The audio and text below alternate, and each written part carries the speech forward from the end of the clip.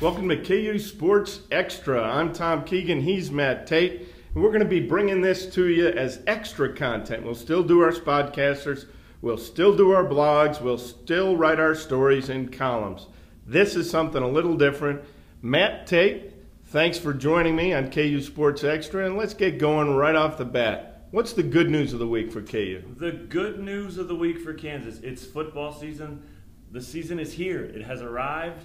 Game day, Saturday, 6 p.m., Memorial Stadium. What an awesome thing. It's the best time of any season, I think. I don't think there's anything better than the kickoff of college football. There isn't, but let's be honest. Usually the arrival of KU football season means good news for most of the teams on their schedule. It's a very good point. This year, though, it has to mean good news for the fans, for the players. These guys have been waiting a long time to get this season going. And there are names that should get some fans to fill Memorial Stadium, at least for the opener. Corey Avery, Ben Heaney should every time, Tony Pearson, Montel Kozar. Yeah, right. I mean, all those guys are names that we've been writing about, names that you've been hearing about.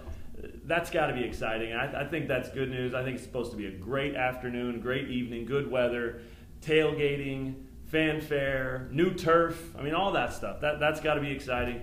If that's not good news, I don't know what is. And I've been told I know good news. Yeah, if new grass doesn't turn, Exactly. I mean, I just don't know what would. All right, bad news? Bad news of the week, this is easy. Kevin Short. You can minimize it all you want by saying, well, this is their deepest position. It is. Right. But Kevin Short looked like a big-time football player. He had NFL written all over him physically. He had to leave the team, withdrew from the team for what they're terming as personal reasons. Who knows what that means? It's bad news because you have Dexter McDonald on one side of the field, Kevin Short on the other. That's bad news for opponents. Still going to be a good secondary, just not as good without Kevin Short. Right. I mean, Ja'Cory Shepherd is more than capable of playing that other corner spot. He showed that last year. But now it comes down to Tevin Shaw as the nickelback. Is he better than Kevin Short? Is he better than Ja'Cory Shepherd? He's probably not. And I was surprised Greg Allen wasn't listening there. Who knows? Maybe Greg Allen was a little banged up and not 100%, or who knows? We'll find out. Definitely. We'll find out, but it is a deep secondary, I'll give you that. Yeah, it's bad news all the way around, though. I mean, we've been waiting 2 years to see Short play.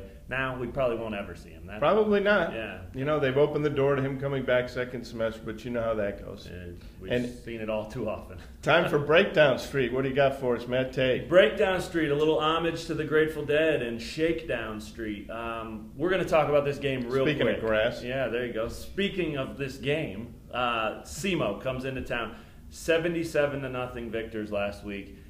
We've done a podcast about that. Big deal. 77 doesn't scare you, right? No, Missouri Baptist had a bunch of freshmen. They've never played a game in the college's history. Sure. Well, there's a couple of things to look at with this game. Number one, the Southeast Missouri defense gave up 81 yards total in the entire game, including 42 yards rushing on 43 carries. Which tells you what, that at the line, Missouri Baptist was completely and totally overmatched immediately on every single play. And it should be the flip of that this week. I mean, KU should have the advantage. Maybe not to hold them to 42 yards on 43 carries, but they've got to establish dominance at the line of scrimmage, both sides. I mean, that's got to be a huge key. But by far the biggest key has to be Montel Kozar. Would you agree?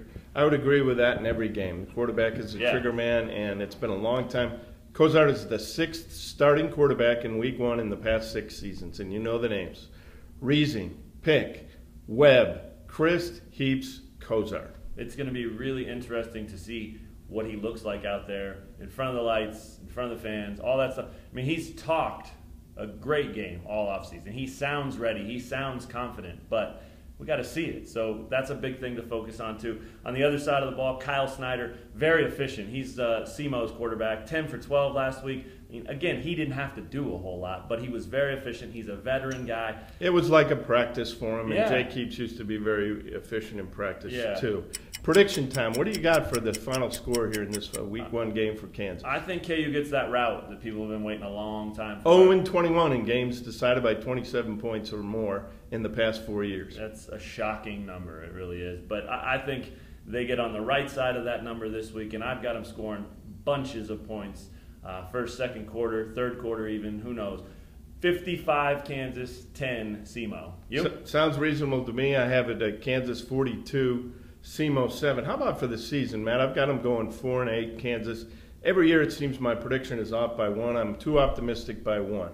4-8, I say, against this very tough schedule. What do you say? I say 6-6. 6-6. I know your glass is half full all the time, but what's in it? Battery acid? Almost all the way full, actually. Wow. Yeah, no. 6-6. Give me 6. How do they get 6? I think they win all 3 non-conference games. I think Duke is a winnable game. I think Kansas will go down there expecting to win that game, and I think they will. Okay, so now give me 3 conference games. I like Iowa State as one. So do I. I like Texas as another. Texas is in shambles right now. David Ash, struggling, might not play again. They just suspended both tackles. They're in trouble, and they play them early. KU plays them early. They get Charlie Strong, still trying to figure it out. It's crazy to think 4-0, but I like that Texas matchup early. And then after Iowa State, I like TCU as another victory. It's at home. All 3 of those conference games are at home.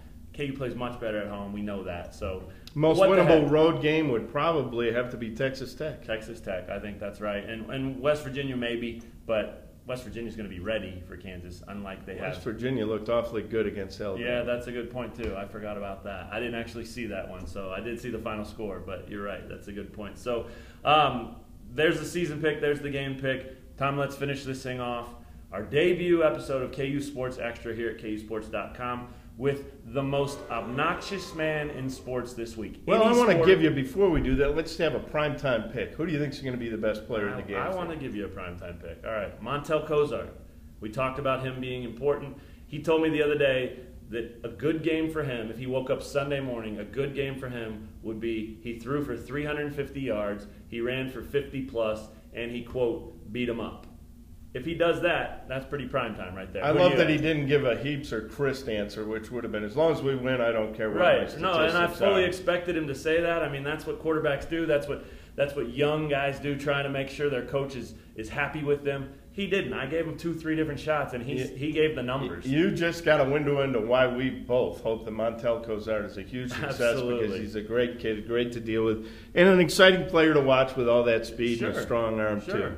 Yeah, who's your primetime pick for this I'm game? going to go with Tony Pearson. Maybe this is an emotional pick on my part. Really like Tony. It was tough to watch him have to sit out the latter part of the season with the head injuries, the concussions. He's got that great speed. Nobody on SEMO is going to be able to stay with Tony. He'll get the ball in his hands in space, and he'll take care of the rest. Get him the ball. I can't wait to see him run again. I mean, he's worth the price of admission himself, just like Ben Heaney is on defense. Okay. Now that I was obnoxious and skipped a step, let's get back to the most obnoxious man in sports this week. You go ahead and go first. I want to hear who you think, all sports, all worlds, all level, who was the most obnoxious man in sports this week? I say Wes Welker of your Denver Broncos. I mean, he flunked the drug test, and he complains about the drug test being flawed. Look, if you're going to take your medicine, you got to take your medicine when you get caught. Great point. Yeah, I can't disagree with that. It gets a little old when these guys, I don't care if it's on my team or not, when these guys that get busted then start whining about it. Yeah. That's ridiculous. I'm going to take it to another side of obnoxious, and I'm going to go with LA Dodgers ace Clayton Kershaw. The guy rolled through another victory. He's 17-3 now. He dominated in his most recent game, lowering his ERA from 183 to 170. That's obnoxious. That's obnoxious to see.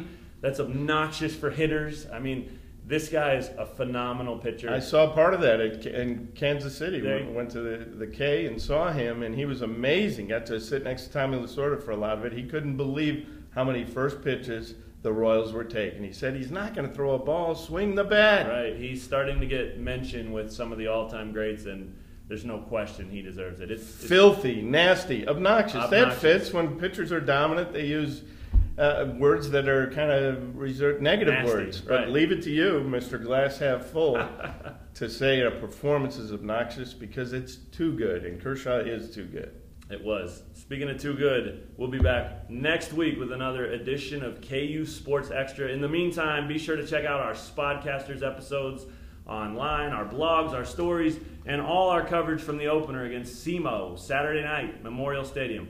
We'll talk to you guys next time here on KU Sports Extra. Thanks for checking it out.